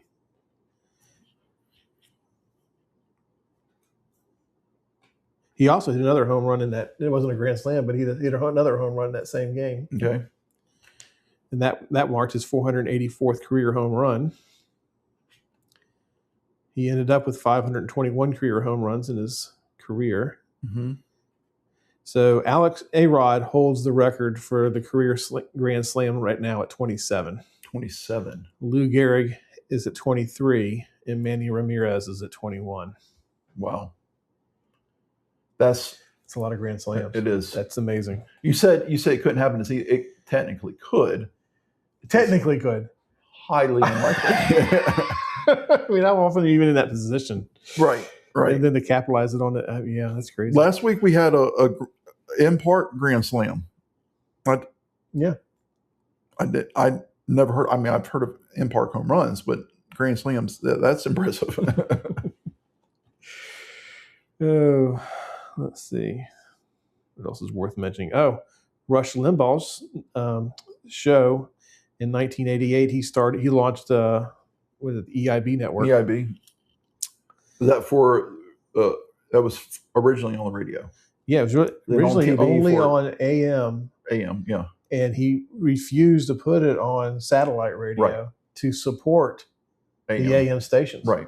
And it grew. I mean, it basically AM changed to basically strictly talk radio after that, I think. Right. And it grew from hundreds of thousands to tens of millions weekly listeners. All right. Also, this day in history, you're going to like this one. In 1994, Baltimore shortstop Cal Ripken becomes the second player after Lou Gehrig to appear in 2,000 consecutive major league games. Yep. And he ended up with 23 something, wasn't it? 2632. 2632. Yeah. Consecutive. That will never be beat now. Yeah. Unless baseball goes back to how it used to be, right? Lou, I don't see how it'll never get beaten.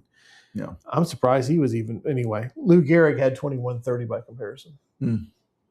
So here's something remarkable. Ripken played in 18,041 out of 18,191 possible innings. So not just did he play in every game, he played in most innings within those games. Within the games, yeah. He there's I didn't know you were going to have that. So I don't want to say everything because I don't remember all the details, but there was some controversy around one game where the thought is they delayed the game or they did something because he wouldn't have been able to play in it. Oh, I vaguely remember that. Like, I can't remember the details. Called it for like a sprinkler system. Yeah, I can't remember what it was. It was something weird. And the rumor was that he was injured and wouldn't have been able to play, but still, that breaks a streak. But even if he hadn't done that, it would have been 2,632 out of 2,633. Right. So it's like,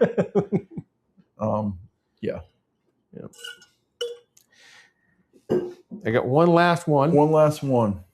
Mark Antony died in 30 BC. So that's a little bit older. So 2,056 years ago today, Mark Antony commits suicide after he is defeated by Octavian at the Battle of Actium at the age of 53. He stabbed himself because he thought Cleopatra was dead. Oh. I think one of her handlers, or whatever you want to call it, she sent a message to him saying that she had killed herself. Did a rumor, right? Right, and then he stabbed himself with his own sword, but it didn't die right away. And then he found out that she was still alive, and they took him to her in her private palace or what have you. And then she rumored according to this, he died in her arms. Oh, that's touching. Isn't it? So, Mark Antony. Yeah, her monument. He was hauled up to her monument, and he died in her arms. Octavian, who became Emperor Augustus, banned anyone in Antony's family from ever using the name Mark Antony. And the Senate removed Antony's statues and erased all of his honors. Antony and Cleopatra had 3 children together during their 11-year partnership. And the daughter married off and actually became quite wealthy. And I think she was in Northern Africa or something. And then the other 2 sons just disappeared from records. That's all I got on that. And that's all I've got for events. Yep. That's all. There was a few others that were noteworthy, but a little bit too heavy, so I just skipped over them on my end. Well, sometimes that means heavy's noteworthy. Yeah, true. Yeah. Do you have any good news? Because I do, but I got some trivia first. Okay, trivia. Who was the youngest president ever? Not who I thought it was. The youngest president ever? Youngest president. How old was he? I don't know. I do know 42, I think. I'm guessing, but I think 42. JFK. 43. He was 43. So it's not. That's him? who I thought it was. I knew he was in his early 40s. I have no idea then. Theodore Roosevelt. Oh, okay. Yeah, I did not know that. I just thought it was JFK. What president was a licensed bartender? AOC? AOC. Not a president. I hope to God never will. I'm sorry. That's terrible. I shouldn't say that. No, I hope she. My personal preference is that she would not make it to president. My personal preference is that she would be removed from office. Let's see. A licensed bartender. I'm going to go a little. It's got to be earlier. I in my mind. I'm going to go with Adams. Abraham Lincoln. Abraham Lincoln. I told you, I gave you a hint earlier that he was going to be on our trivia. Oh, that's right. I thought it was his son. I thought his son was part of the trivia. No. Because it was about his son. Okay, Lincoln. Okay. Yep.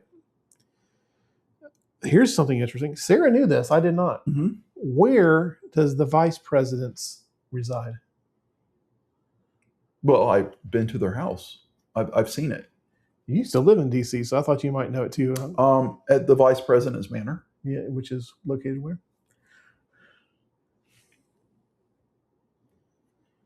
It's not within the district. Or because if it is, it's just out. If it is, hold on. I mean, I when I took Tanya up there to get her new passport because she lost hers. I mean, her visa. We saw. I don't remember. U.S. Naval Observatory. Yes, Naval Observatory. I've seen it. I've been there. Number one observatory. I could hear this cackling coming from it. I did. Sorry. All right. Yep. What is the northernmost point in the United States?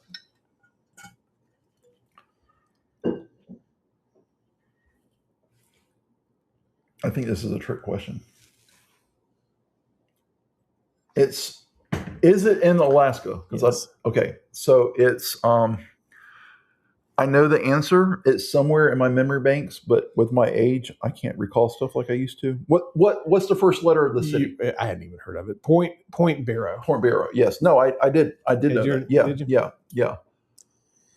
Did you know that William C. Trimble of the State Department discussed an alternate offer of land in Point Barrow as part of a $100 million in gold bullion offer to Denmark to purchase Greenland in 1967. I did not know that. And Denmark would have benefited from the Prudhoe Bay oil field, which is the richest petroleum discovery in American history. Wow. It's up there near Point Barrow. Mm-hmm. All right. What is the average yearly temperature, or what is the average temperature? Yeah, what is the average yearly temperature in Point Barrow? 12. 10. You're very close. Oh, okay. That's impressive. What is the record low there? Ugh. Well, I know it's not going to be like that place in Siberia, so I'm going to say negative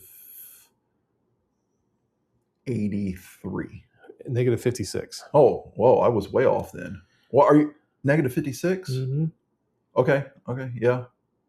That occurred on February 3rd in 1924. I'm Yeah, surprised they were even tracking records there at that date, but I guess the coldest city in the world is around negative 70, negative 80. So I was not thinking that through correctly.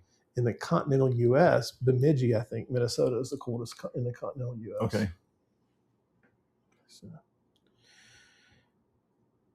So, who was awarded the first gold record? Ooh, the first gold record. Is it a name that I would know? It is. Okay, and can you tell me the year? I can't. You can't? I can't. I didn't do that much research. First gold. Hold on. I can look it up and tell you.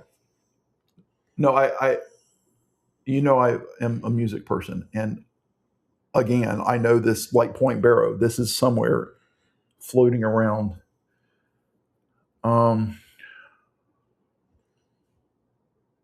What's the genre? 1958. 1958. Okay, what's the genre? Can you tell me that?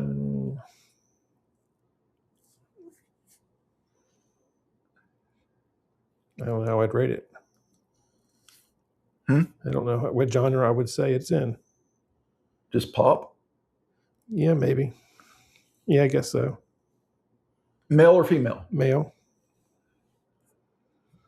1958.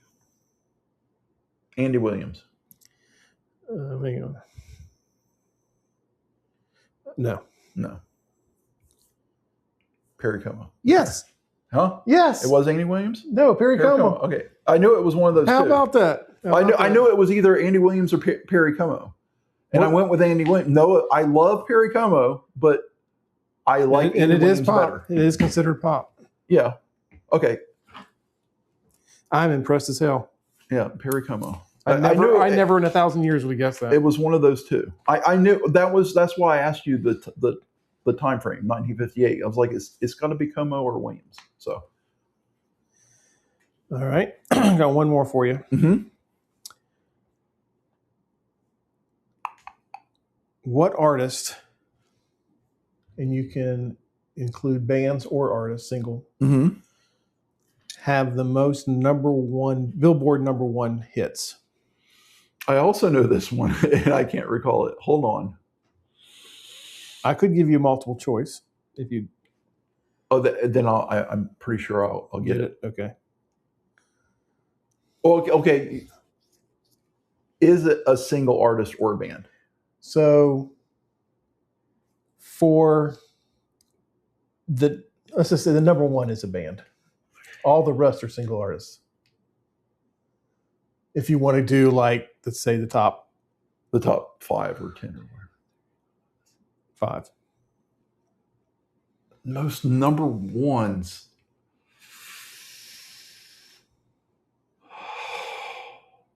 I know it.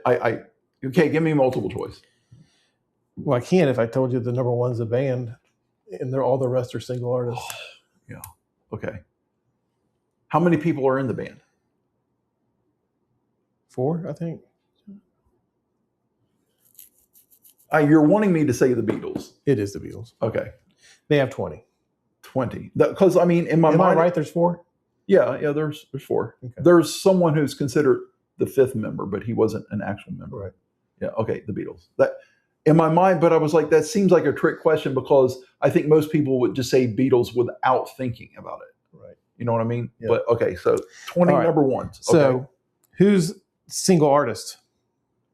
It's got to be Okay, number 2 or just in the top 5? So the number 1 single artist. Number 1 single artist. I'm going to say Garth Brooks. No, he's not even. He's not even top 5. So what's the next? Elvis? Say the next 3. That's who I would have thought.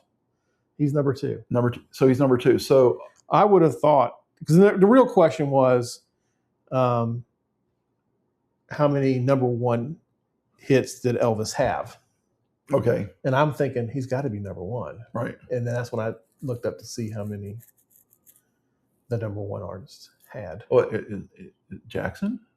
No, he's not even up there. Yeah. I have 3, and Elvis is 2. Of the top 3 single artists, Elvis is number 2. Garth and Michael Jackson are not in the top 3. I mean, we're not talking about albums sold. We're talking about number 1. Number 1 hits. I guess I assumed it would be Elvis. He had 18. He had 18. Oh, so he was one other person had 19. And then one person had 15. What's the genre of the number 1? I would say pop, but all the rest. And what would you say Elvis is? Rock? He was considered rock. Rock pop. Yeah. He was certainly popular, but yeah, I mean, he was considered rock. I don't know.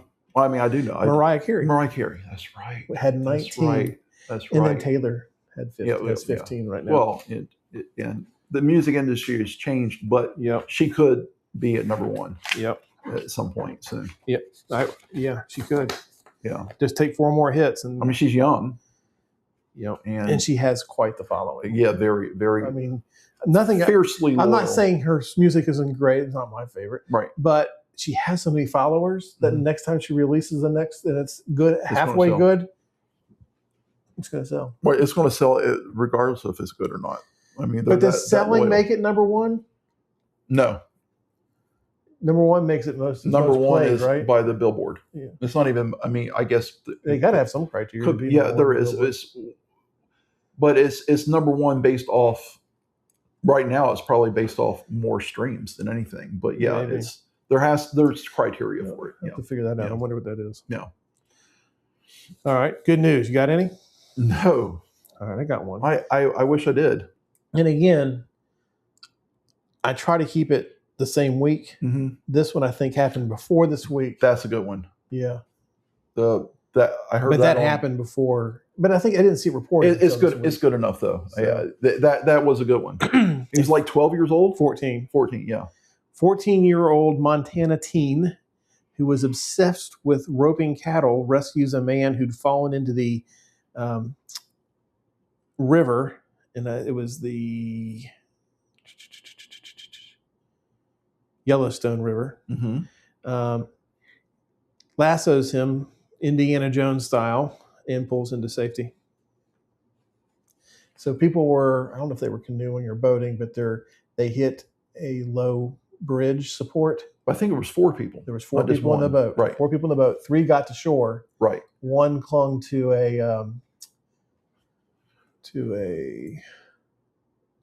cooler and was floating down the river. And I'm thinking, but is that really saving his life just because he's floating down the river? Authorities say that section of the river is exceptionally dangerous and that they were approaching rapids and there's all kinds of like log debris that the people can get trapped in. He would have been bashed. He could have easily died. And so anyway, they heard screaming. The kid saw it. He emptied his pockets. That was funny. He took the time to empty his pockets. He waded into the water. And I mean, and his dad, who was a fireman, immediately called 911. The kid convinces the guy to let go of the cooler. He lassos him on the very first try. And then another bystander came and helped pull him into safety. And the authorities showed up within 3 minutes and it was all over. Right. So, that's impressive, though. It is. To do so, with that level of accuracy, on the first try. And he was in the water. He wasn't doing it from the bank. Right. He was in the water with the struggle of the current. That's impressive. Yep. Yeah. Good for him. I don't know if this is good news story, but I found it interesting. They think they may have found, and I know they said this before, but I feel like this is it. Amelia Earhart's plane. Oh, really? Yep, The plane itself. the plane itself. Okay, where? So on an island called Nicomaroro, and it's a 3-mile island with a lagoon in the middle. Okay. And they have found through satellite images that appears to be the shape of an airplane in the middle of that lagoon. So not outside of the island, but in the middle of the middle of the island. Okay. And it would have been on the path that she would have taken. Mm-hmm. They have found in 2012, they found parts of a jar, like 5 pieces of a jar, that when they put it together is a jar from the same period that she disappeared of a freckle reducing cream that she likely used. Okay. So there's evidence that she could have been there for that reason as well. So what part of the world? Where is this island? This is in the Pacific. Yeah. Like the Ring of Fire area-ish? I looked it up on the map. It's north. Well, it's like between Australia and Hawaii. Right. Okay. Like Tahiti. Yeah, like Fiji. Like north of Fiji. Yeah. Okay. So that's interesting. So are they going to actually go to this island? Yeah, they're going there, I think in August, or September, to actually. So then they should know for sure. Yeah, exactly. Because my entire life, I know that we've been searching for this plane. Amen. So that would be pretty. Yeah, she disappeared in 1937. Right. So if they actually found it, that would be, I think, historically significant. Amen. I'm trying to see if I can wrote down. The island's like 3.7 miles long.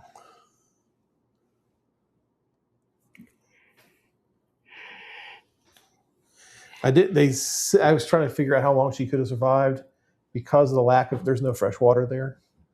That 2 weeks to 2 months, depending on how much rain happened during that time frame and their ability to capture the rain. So, is it inhabited? No. Okay. Nope. That's interesting. So we should know soon. Yep. I don't see where I wrote. You'll hear it here. It'll be breaking news. In November, a team of investigators are setting off. So. Okay. So November. Stay tuned. Stay tuned. In all fairness, we broke the Michael Jackson death on air live, like seconds after it happened. Mm-hmm. Like it was less than a minute after it happened. So I'm just saying, we can be current. We should.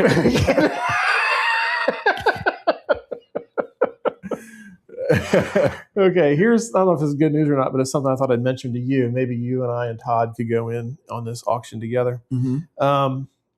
Carroll Shelby, he designed the cars that won in 1964, the Daytona Coup, against the Ferrari Ford movie where he designed a car to compete and try to beat the Ferraris that dominated that race. And they dominated the race. They won like 1, 2, and 3 in that race. So they not only beat them, they just destroyed them in that FIA GT championship in 65. Well, they did that using a CSX 2300 chassis, and they're going to auction off one I think it's this month. And it's the third of 6 of these models that were ever built. And they expect it might go for around $25 million. Oh yeah. Let's put it in. If we did it 3 ways. 8 1/3. I think we can make that happen. So I was trying to see where the auction was taking place, but I must not have printed that. Detroit. Okay, and I got one other interesting thing. I don't know if this is good news or not, but you know that that Florida has been overrun by Burmese pythons? Yes. There is a Florida pizza place that accepts Burmese pythons as currency for a pizza. So if you bring a Burmese python carcass to them, it has to be dead. Yep. Then they will exchange that for a pizza. Yep. I remember. I think I read that. They're the only restaurant they think that takes Burmese pythons as currency. And there are some that actually have python on the menu as well. Really? Yeah. Are they making python pizza? I don't know. I can't remember if it was pizza. There was some restaurant that was actually preparing and serving. I mean, because they're destroying the ecosystem and have been for quite some time. There's a bounty on them in Florida. And I think they have like an award, like $10,000 for the largest or something like that. Yeah. Well, because I mean, or the most. They don't really have any. Not that there aren't animals in that area that could kill and eat them. There are, but they don't really have any. They're kind of an apex predator, right? They have no natural predators. Right? Yeah, I mean they eat alligators and crocodiles, and animals that could kill them. For example, say a jaguar or a panther could kill them, right? But normally they will sneak up on and kill the. And they panther. Breed like crazy. They lay so many dang eggs. Right. Yeah, they're out of control. That's interesting. You got to actually bring how. I don't know if it's a is the bigger it is, you get more pizza, or if you bring one that's between 24 inches and 36 inches, you get a 12-inch. If you bring one from 36 inches to 48 inches, you get a 14-inch. Yeah, we need to investigate this. I don't like snakes. Never have, never will. Nor do I. However, while I still don't like them, I'm not afraid of snakes that aren't venomous. When they're venomous, I turn into like a 3-year-old kid and scream and run. That worries me. I've often thought when I would be out searching for earthworms and grubworms for fishing, and the first time I came up on a poisonous snake under a rock, I stopped doing that. I started just taking cardboard, digging out some earth, putting it there, and just letting the rain do its thing, and then that's where all that be. But I actually picked a rock up, and it was coiled. I don't know what it was. It was coiled and ready to strike. I dropped the rock, and I took off running, and I quit doing that. Like I just don't like snakes. I also don't like aggressive snakes. So like black rat snakes, they'll chase you and bite you. I don't like those. Yeah. I mean, I don't hunt. I don't try to kill them because they kill like mice. They're good. They serve a very. But I still don't like them. Yeah, I don't. Now, when I was a kid, I grew up next to a creek in Dayton, Ohio, and I lived in that creek. And my dad hates snakes. I mean, he hated snakes. And one day I caught like 20 garter snakes. They don't even have teeth, and I put them in a bucket, and then I carried them home, and then I tucked in my shirt, and I put them inside my shirt, so they were just kind of like rolling around my belly and everything. Why? I don't know. And my dad came home, and I emptied my shirt, and they all flew out on the ground, and he just got so he was so fucking angry. So, a little trivia fact for you. Mm-hmm. Garter snakes are venomous. No. The thing is, they cannot they can't inject the poison into us. Gotcha. And it's also very weak, by the way. So even if they did get it in us, I don't think it would like kill us necessarily. How about if you got 20 bites in your stomach? Would that that might do it? But no, it doesn't matter how many times they bite you. There's something about the mechanics and the size of their mouth and this and that. They can't inject the poison into us. Gotcha. Yeah, that is interesting. Yeah, but they are a venomous snake. I have a picture on my phone. I will show you of a black snake that's probably about 3.5, 4 foot long, with a garter snake with about a foot of the garter snake hanging out of its mouth. And I don't like snakes. We've established that, but I got really, really close because I knew. Oh, you personally witnessed this? Oh yeah, I took a picture of it. Yeah, because it was out there close to the trash cans. The reason why I wasn't scared is one, you can see his jaw is unhinged, like out of socket, and he can't bite you. Like he couldn't do anything because the garter snake was still alive, and he was waiting to try to slowly pull it all the way Digest in. Yeah. So yeah, I'm not a fan. When I was a kid, parents had some friends that lived in Missouri, and they lived on, I don't even know if that was a lake or what it was, but I was on an inflatable raft, just kind of, they had a dock there and a little inlet, and I was just kind of floating on that, on my stomach on this raft. And as I was pulling myself up to shore, there was a water moccasin right there. I mean, from here, just right there. And so I'm like, I just start, because they were aggressive snakes. I just backed up, and they were all over the place up there. There was another one. I thought it was a stick. I almost stepped on it.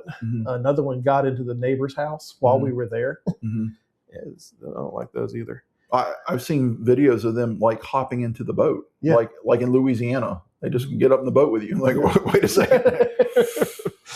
I know it's a TV show or a movie or whatever, but there was a show I saw as a kid where there was like a river crossing back in, like, people going west, and like 20 of them attacked a kid on a horse and a kid that was on the back of it, and the kid died from the multiple bites from those things. When they open their mouth, I've only ever seen one that I know, like when I saw it, that it was a water moccasin. I may have seen others, and it opened its mouth, and it was both disgusting and scary and mesmerizing at the same time, because I don't know of any other snake that looks like that when they open their mouth. Right. I'm not a fan. No.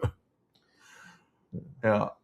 When we were canoeing that time on that, what was it, 17-mile trip or whatever? 19 miles. Yep.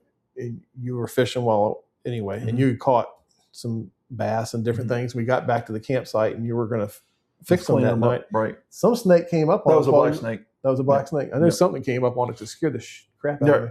Well, and I threw it some stuff that it ate. Yeah. 19 miles we did on the New River, the oldest river in the United States of America. And it flows from south to north, which is unusual. We were going north on the New River on a 19-mile trip. And true story, so I'm trying different lures. I'm not really getting anything. Hadn't caught anything. And I saw something shiny jump close to the edge of the bank, okay? But towards, away from the bank in shallow water. Right. And as soon as it hit, like that. And so I traded to a lure that's a buzzbait, a topwater lure that had like a chartreuse color, but then it had like very shiny the spinners. And I was like, let me try this one. And I threw it, and the third cast I had a fish, and then it was on. Yep. And a lot of people, I know fishing is synonymous with people exaggerating. The people we were on the trip with said, how many fish do you think you caught? And I said, I don't know, probably 50. And I remember you said, no, it was more than that, because I stopped counting at 75. So I don't know how many fish I caught, but Eric counted 75. So it was probably more. I don't know. We didn't keep that many. We kept some big ones. We kept 7. We kept 7 big ones. 7 big ones, yes. Red eye bass. They're a smallmouth bass, but they have red eyes, whereas there's a smallmouth bass that does not have that. Right. Yeah.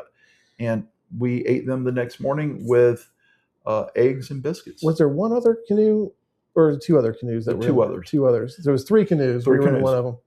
There was also a canoe race going on that time when we went. Wasn't there like some sort of race going on? Christopher's up front fishing. I'm just the one out back navigating and paddling.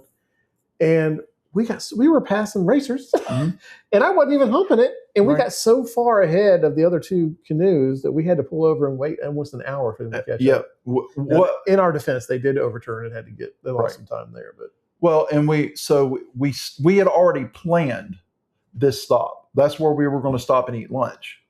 It was one of the parks that are on the New River, and we disembarked. And Eric's right; it was almost an hour before they caught up with us. So there was Billy and David in a canoe, and then Johnny and Greg in a third canoe. Yeah, and that's the one. Billy and David are the ones that flip. No, not Johnny and Greg. Johnny and Bob Bob Wade. Hi, Bob. A listener in the Detroit area of Michigan. Yeah. So they flipped, and that's the one where Billy was still smoking at the time, and his cigarettes got in the water, and they were wet, and it's the only cigarettes he had, and so he was trying to dry them out by the fire later that night. It's also when Eric decided to whittle my thumb. He's like, I don't need this thumb. Let me just cut it off. Oh, that was a good trip. Nothing but a few stitches can't fix. Yeah. Well, the problem was the hospital was very close the way the crow flies, but it took you guys 45 minutes to get there. Yeah. Because it's in a mountain area. If you're in North Carolina and you like to canoe, we'd recommend the New River. It's nice. It's not challenging. Zaluz canoes. Yeah. Zaluz canoes. Yep. Good people. Yep. We were one with the river. We were flowing one with the river. Yeah, for sure. We should enter a race. I told you I got in a canoe with Sarah when we went down to Bath, mm-hmm. and it was an old canoe, and it's a V bottom, not a flat bottom. Mm-hmm. And I felt like I swamped it on my own. I was the only one in, and I tried to go out on a canoe by myself, and I was sitting in the very back, and I'm embarrassed. I don't like the V bottom ones personally. I don't think they it's not the same stability. No. So I mean, I'm sure there's people that handle them just fine, but I didn't. I got wet. Keys got wet. Key fob got wet. Car didn't recognize the key fob. Oh, and then you had the locksmith. Yeah, and all that. It was turned out to be quite an ordeal. Yep. Because I didn't take the time to empty my pockets like the 14-year-old did before he saved a life. Yeah. So that's pretty good. That's impressive. 14 years old. Yep.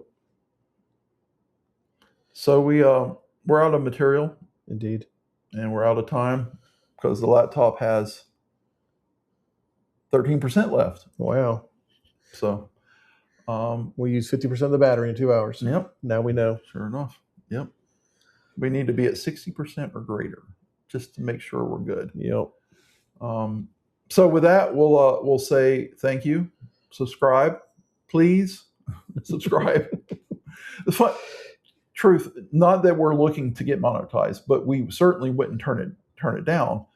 But the interesting thing is, for Spotify to be monetized, there's three criteria. One, we're way past. It's like you have to have at least 3 episodes published, and we're like 86, 90 or whatever. Yeah. But then the other two were not even close. And one is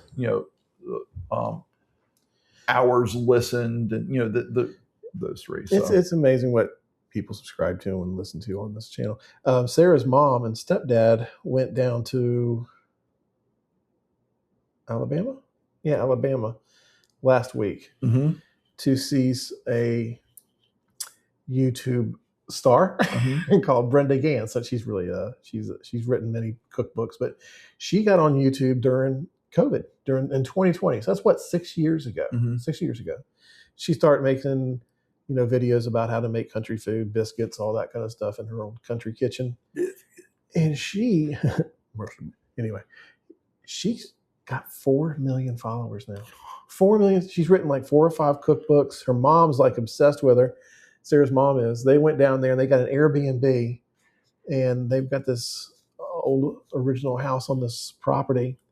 And I mean, they said it's an old country house, peeling paint inside the house. I mean, it's not luxury by any means, but there was like 4 couples, 8 people that were in this house. And this is like on a Wednesday and a Thursday. So for 2 days, I think it was $300, so $150 a person and they got 1 breakfast out of it and got to meet Brenda, which was a big deal for her mom. And if she just does that 6 days a week, right, she's making bank, right, just doing that on an old busted house. But anyway, yeah, I thought that was when Sarah pointed out that she had 4 million followers. I was like, good Lord. Well, and I'm sure her production is obviously better than ours, but I don't know. Well, it may not be, but more. She's she's doing. We're just sitting here Right, talking. right, She's right. actually doing something. That, Right. My point is, I'll go and look. There are some people that I subscribe to and I follow, and I may not watch all their content, but the stuff that reaches out to me, right? And the interesting thing that I have found, there are people with tons of subscribers, like not 4 million, but let's say 100,000, 50,000, 120,000. And it's like us. They may not even have a backdrop, or sometimes Right. it's just a single color curtain, right. you know, Mm-hmm. and it's just them with a mic talking. And like They probably don't even sell merchandise like we do. No, I mean, ours is top shelf. It That's is. what I'm saying. It's nice. It's good stuff. But yeah, I think it's that to me is one of the things that's fascinating about. Everybody says podcasts. It used to be a podcast was just audio only, and then they switched over and they had like some kind of video something. But now it's just everybody says podcast. Right. But I mean, it's really for us. We've said this before. It's a chance to spend time together. We talk about history, talk about things that are interesting to us, and we do it with an effort to keep a positive light on things, because we're just covered and surrounded by negativity, like literally nonstop. So it's nice to kind of wash that dirty, grimy stuff off and talk about things that are at least positive, if not even uplifting, like a young man right saving a life of someone. So, well, Anne Frank's last entry probably wasn't a positive, uplifting thing, but it was newsworthy. I mean, it's notoriety for sure. Yeah, historically, it's very relevant. But I mean, it's new, like current news for like the past ever how many years. It's just 90% negative. Right. It's just it can be overwhelming, quite honestly.